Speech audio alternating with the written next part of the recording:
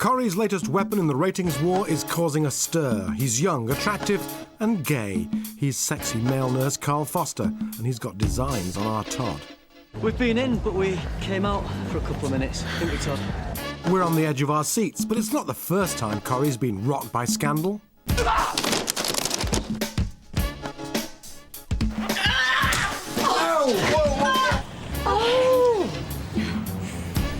Oh my goodness! All the storylines that have happened in Coronation Street over the years would never happen in just in one street, you know, it'd just be outrageous.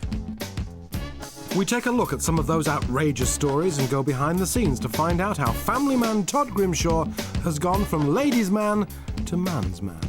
I remember the producer at the time asked me to take Bruno out to lunch to tell him what was going to happen to Todd over the next couple of years.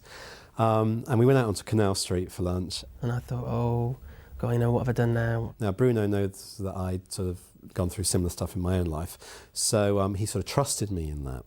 And when I told him that he was going to have to kiss a guy, he was like, okay, and was very, very quiet for about half an hour. And I was kind of shocked at first because, you know, for a year playing this character, it didn't cross my mind that he would be questioning sexuality. And then he said, actually, this is a really good story, isn't it? This is going to be really, really good. I'm going to have lots of really good scenes to do. It's very dramatic. Yeah, let's do it. This is something I love about Coronation Street and why I'm such a fan, is that when something like this happens, Todd starts questioning his sexuality, you look back and it's been, you know, it's been laid in time since, you know, practically the day he joined. And you can see, you can remember, you know, he was older than Sarah Lou, his girlfriend, but he was a virgin as she wasn't, and she was the one pushing them to have sex, and he was a little bit reticent. Sarah thought, oh, that's really sweet, he's waited for the right person, it's to do with love. At the time, you didn't question it at all. You didn't think, oh, it's obviously because he's gay, because he was a sensitive character and it was completely believable. But now, we look back and obviously the signs have been there all along. Who says I don't really fancy her? Well, you've never tried anything. Candice says... Candice? What does she know? Well, didn't you tell her I don't want to rush you? No, because you'd not said that. I thought that you didn't want to. Do you? Do you? Yeah, of course I do. You don't, do you? I remember he phoned me up and it was Sarah's 16th birthday, and in the script, Todd went to bed with her. And he phoned me up and he goes, isn't he gay? I thought he was gay. And I was like, well, no, but he's just confused and he wants to do this and he's worried that he can't do it, and he gets very excited when he can do it. It was all right then? It was brilliant. Better than the first time? It doesn't count. You were my first time. Hope it's not the last. The best stories, to my mind, are ones which are emotional and sort of dramatic from within a family point of view. So if Todd was ever going to kiss anybody, it had to be a member of Sarah's family, and I couldn't see him fancying Martin, and David was far too young. So that left Nick. Sometimes he gets a bit claustrophobic. Pretty soon, you'll get used to it. And when you do, you'll love it. I promise you. Yeah? Todd was attracted to Nick because Nick's an attractive guy. He'd been travelling, he'd been away, he was kind of free in all the ways that Todd wasn't. So I think Todd looked up to Nick and he felt there was a connection. I feel like I could tell you anything. Well, you can. If ever there's anything you want to talk about, I wouldn't tell Sarah. I loved the fact that Todd was attracted to Nick, as played by Adam Rickett, because obviously Adam Rickett is a gay icon and has graced many the cover of a gay magazine with that six-pack that he sports. I don't think the irony was lost on many viewers. I mean, they were two very handsome-looking boys and two very well-manicured-looking boys. This thing was built up in the press, you know, Corrie's first ever gay kiss, you know, and there was all these people writing in before it being on air saying, you know, it's a disgrace, you know, you're destroying a national, you know, icon of a show. When I did move, I was like, oh, no, he's gonna kiss him! Never felt this close. The day we filmed it, you know, it wasn't particularly my nicest scene ever to do, but there was all these people running around, you all right, you sure you're right, everyone's all right, okay, we'll make you, you're right. And we were just like that, do you know what, it's that quick, let's just do it and stop making a deal about it. Never felt this close. The director came along and he sort of told the crew to take 5. And we sort of rehearsed it by ourselves, just me, Adam, the director, which is really good, because you need that time just to get your head together. But after doing it 9 times, they wanted the kiss quite long, but not too short, so it had to be somewhere in the middle. But Adam kept breaking away. Like, as soon as I come near him, he was sort of squirming. So they had to just keep saying, a bit longer, guys, just a bit longer. And it was on screen for about, 1.2 seconds. Never felt this close. What was that? There were a few cheers from sofas around the land, and not necessarily, leopard skin print ones or necessarily gay sofas, but I think everybody, because we'd been whipped up by the papers into a bit of a frenzy, appreciated this milestone. Nick is, Todd's girlfriend's brother. It's like, could you not find someone else to fancy? Nick says something like, Wrong move, Todd. Wrong move. and he says it in such a kind of sinister way that I half expected him to send Todd a horse's head in the post the next day as a warning. Nick's reaction, certainly from where I was sat, on the edge of the sofa or not, to me was a little bit the lady doth protest too much. I think he kind of feels this overprotective need to almost prove himself to Sarah. So he does go over the top in trying to get Todd to, face up to the truth. I want to spend the rest of my life with her. I even want to have kids with her. In your dreams? No, in reality. Because as a matter of fact, we are. She's carrying my baby. So now tell me I'm gay. Sarah's pregnant.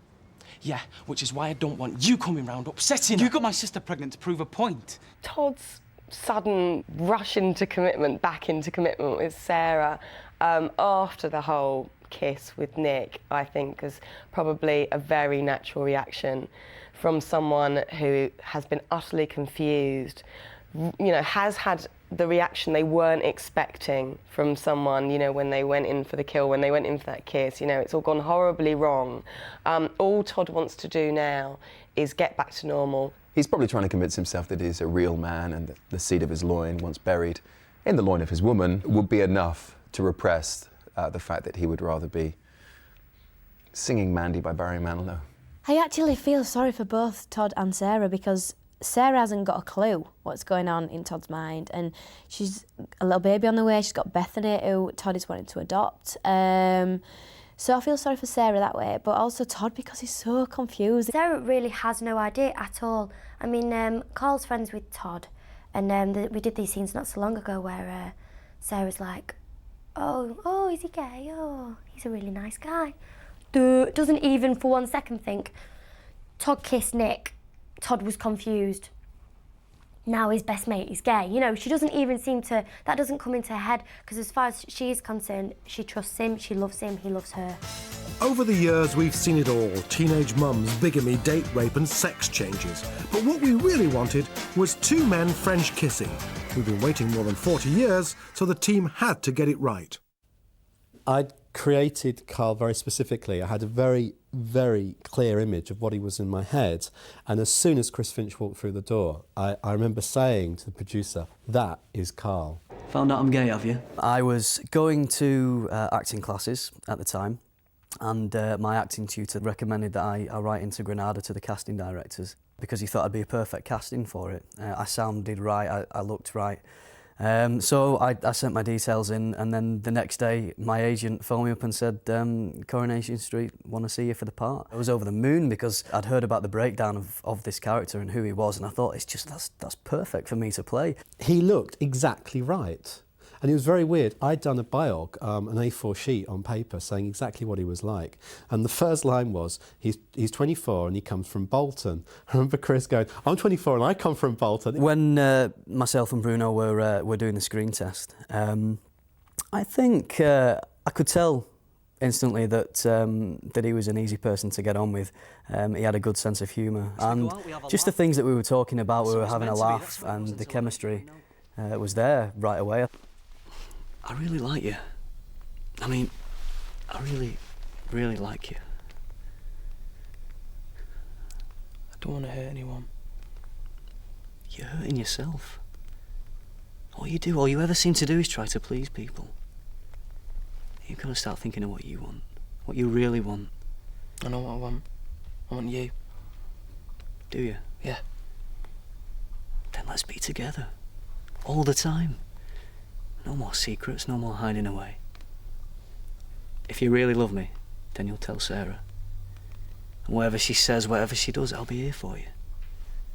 Will you? I'm not going anywhere. I actually did the first scene on Friday with Chris and Bruno, and I was stood back and just thinking, actually, you know, they make a really good couple when they were working together. Same for me. You also have a possessive boyfriend? Possessive girlfriend. Know about them. She has to let me out because I have to earn money. Well, if you want for that, she want me there in that flat every minute of every day. Perhaps we should introduce her to Robbie. Yeah. We could obsess about each other, which would leave us free to do what we like without being nagged at and told where we have to be or what we have to do. Remind me, you are planning on marrying this girl? Yeah. Todd put all these responsibilities on himself, but you can't help liking the fact that Karl can go for a drink whenever he wants. He can go out with his mates, and Todd really warms to that. Karl is very, very confident with his sexuality and very confident with who he is. He's not got a problem with it. He's grown up with it, came out at 17, he's fought his battles, he knows who he is. Todd really admires that in him and thinks, I want to be like that. I like that in him. Clearly shares the same hairdresser as Nicky Tilsley. Has quite a swagger in that nurse's uniform. Todd, wait, will you? He sees a flicker in Todd, a flicker of homosexuality, and as soon as he sees that, he thinks, well, I've got a chance here. So he wants Todd, he wants to turn Todd, and also he fancies the pants off him too.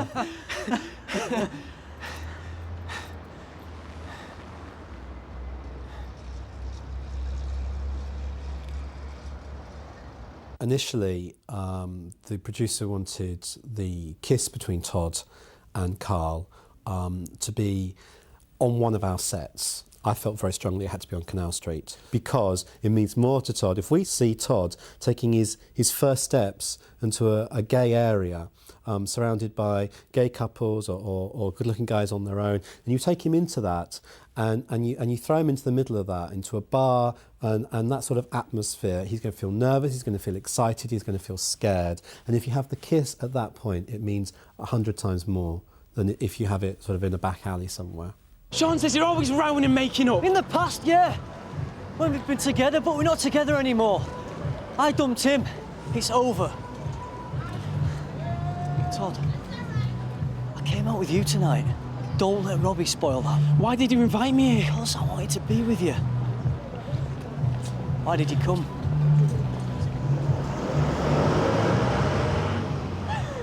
As Karl drags Todd's sexuality out of him, I think he'll also bring him out of himself, and ultimately Todd will become more comfortable and be a bit more up for a good time.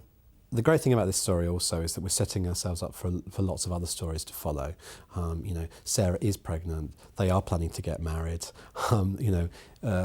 Todd's got these feelings. What's his mother going to say? What's his brother going to say? What's Gail going to say if it all comes out? You know, Karl works with Martin. Is that going to be a secret? Is someone else going to find out? There's all these ticking time bombs just waiting to explode. That's what makes it a good story. Eileen's never been keen on Todd and Sarah getting together, so I guess she'll be shocked, but at the same time she'll be relieved that he's not going to be with Sarah anymore. Doesn't have the responsibility of a baby. I think there's definitely going to be fireworks when Sarah finds out the truth. I mean, at the moment she's pregnant and her hormones are already all over the place, and Todd has asked her to marry him, and it's him that's, you know, that sort of said all this, let's get married, let's do this, and now he's the one backing out. So when that happens, I think there's going to be a lot of things said. It would be nice to see Todd and Karl get together, live together comfortably with each other on the street, and for them to be accepted and live in harmony, really, with everybody else. However, we are talking about soap opera, and happy endings are a rarity.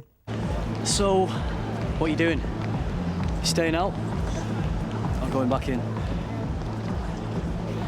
We'll have to wait and see.